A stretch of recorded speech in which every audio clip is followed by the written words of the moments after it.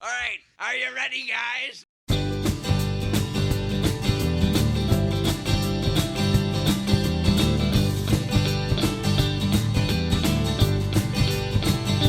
A pretty face can cover up the wickedest of ways. And even though you're a 4.0, you will fall in love with someone you don't know. And friends say, Frank, why'd you take your money from the bank? Well, holy smokes, I don't know, but I just fell in love with someone I don't know. And oh no, and oh my, and I think I'll die, and I think that I will die.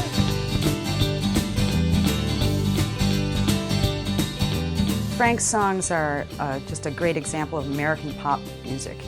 He writes pop songs that transcend time and trend. The first time I heard the music, I thought, this is wonderful. I thought, this is exciting, this is melodic, this is lyrical. He has a wonderful, pithy sense of humor that is reflected in his lyrical content, an inventive and ingenious sense of melody that's really infectious.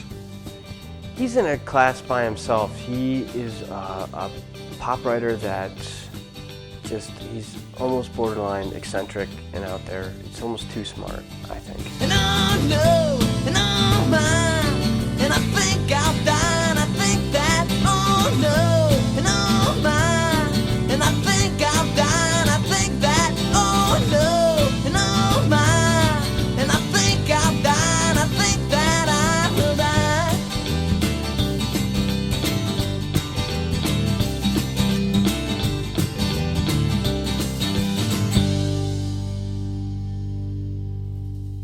I started actually making music when I was about 17 years old, and I made tapes of hundreds and hundreds of songs that I'd written, all of which stunk, except for about 10 or 12 that I called up and made my first release on cassette, which was Regular Joe, and it had like, I couldn't afford printing, so I had photos that I just cut out and glued on the front. Made a little sticker that said "contains the hits," you know, and stuck that on the front. It was just all typed with a typewriter.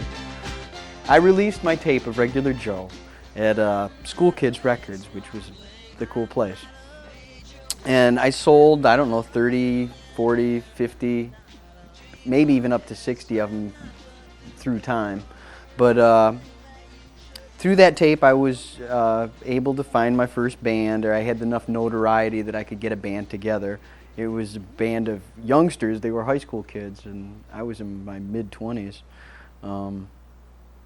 And with them, we made the single, "This Is Your Father Speaking," and started playing some gigs. It was mostly house parties and, you know, a couple bar gigs, you know, which were kind of hard to get because the kids were 17 and really weren't supposed to be in the bar. Pick up that junk, change your clothes, do you dig? We don't want the neighbors thinking you're a pig. Whatever happened to those stylish shirts I bought? Those pretty girls you chase are nothing more than dolls. Well, this is your father speaking. What has happened to you? This is your father speaking. Well, I was once a kid too, and I'd like to know what has come over you. The girls you see are a bomb. You should date a girl that's just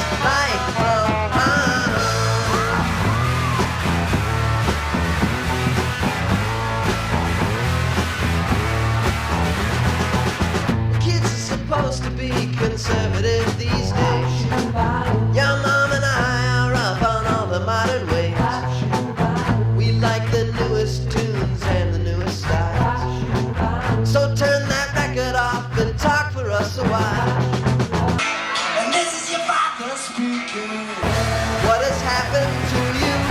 This is your father speaking.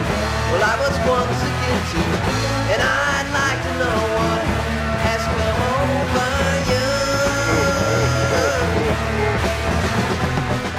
you. The thing I remember about the first gig is like he went through the set. It was a real kind of short set, probably 35, 40 minutes. And at the very end of the set, all four of the band members bowed at the same time, kind of like the Beatles when they were on Ed Sullivan.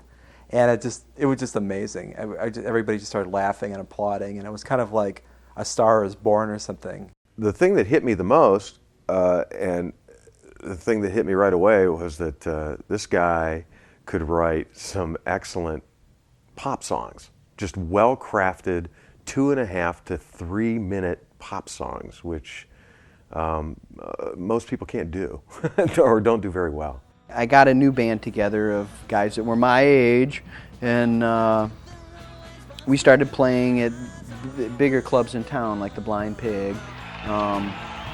And we started out doing openings on Tuesdays and that kind of thing, but eventually we had our own weekend nights. I think it took about a year or so for us to have enough material and to have enough respect from the local club people and whatever.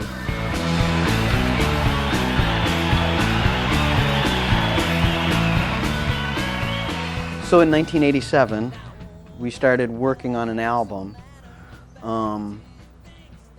And I decided that our strength was kind of our ability to play well and to kick butt on stage, you know. So we recorded in my basement for free. It cost $147 to make Monkey Business, and that was just mostly just tape cost. And it really took off, and that's when the band really took off, was when we made Monkey Business. We had a review in the New York Times, and we had reviews in all the local papers. We started winning the Metro Times Music Awards for our achievements with the record and the touring that followed it. Things were really beginning to move then, and we thought, to the top, boys, to the top, you know. But it didn't work out that way.